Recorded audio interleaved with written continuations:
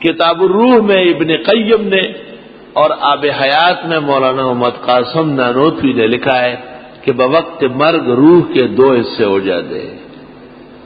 ایک حصہ نکل جاتا ہے اور دوسرا حصہ دماغ میں جمع ہو جاتا ہے۔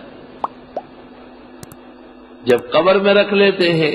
تو وہ دماغ والا اور باہر سے گیا ہوا دونوں اکٹھے ہو جاتے ہیں۔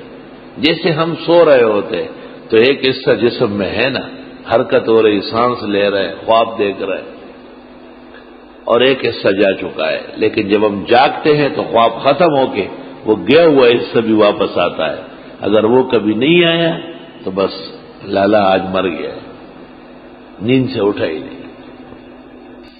اور حدیث میں ہے کہ مردہ غاسل کو جانتا ہے، ان المیت یعرف من یغسلہ، اور بخاری نے باب قائم کیا ہے باب قول المیت، یہ باب ہے کہ جنازے کے وقت مردہ باتیں کرتا ہے، ان کانت صالحۃ تقول قدمونی وان کانت غیرہا تقول یا ویلا یا ویلہا این تذہبون بی، اے افسوس کہاں لے کے جاتے ہو؟